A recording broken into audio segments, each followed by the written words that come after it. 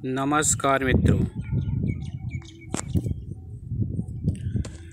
सार्वभौम चक्रवर्ती सम्राट होते हुए भी महाराजा अम्बरीश भौतिक सुखों से परे थे और सतोगुण के प्रतीक माने जाते थे। एक दिन वे एकादशी व्रत का पारण करने को थे कि महर्षि दुर्वासा अपने शिष्यों के सहित वहां पहुंच गए।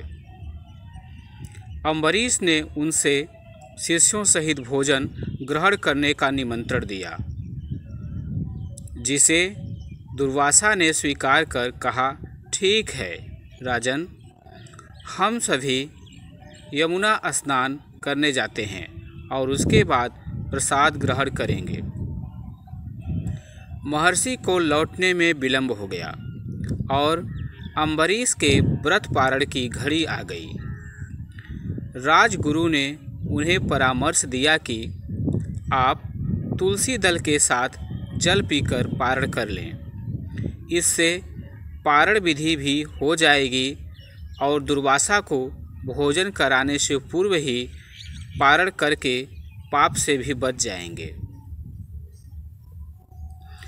अम्बरीश ने जल ग्रहण कर लिया। दुर्वासा मुनि लौटे तो उन्होंने योग बल से राजन का पारण जान लिया और इसे अपना अपमान समझकर महर्षि ने क्रोधित होकर अपनी एक जटा नोची और अम्बरीश पर फेंक दी।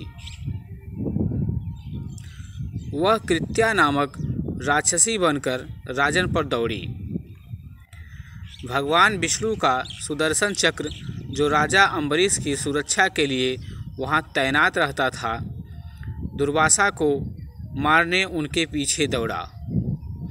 दुर्वासा ने इंद्र, ब्रह्मा और शिव की स्तुति कर उनकी शरण लेनी चाहिए, लेकिन सभी ने अपनी असमर्थता जताई।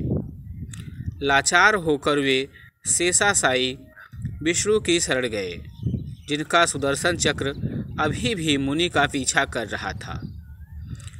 भगवान विष्णु ने भी यह कहकर विवशता जताई कि मैं तो स्वयं भक्तों के वश में हूँ। तुम्हें भक्त अम्बरीश की ही शरण में जाना चाहिए, जिसे निर्दोष होते हुए भी तुमने क्रोधवश प्रताड़ित किया है।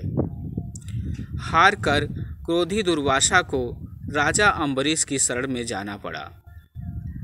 राजा ने उनका चरण स्पर्श किया और सुदर्शन चक्र लौट गया।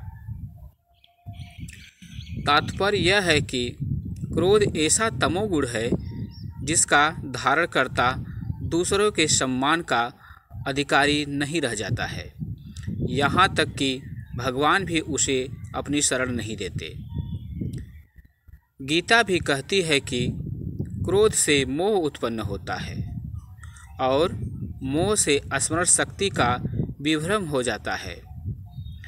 जब स्मरण शक्ति भ्रमित हो जाती है तो बुद्धि का नाश होने पर मनुष्य अपनी स्थिति से गिर जाता है।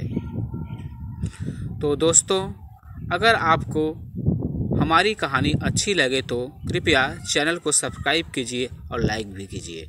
मैं आप लोगों के लिए और भी ऐसी ही अच्छी कहानियाँ लेकर के आऊँगा। तब तक के लिए नमस्कार।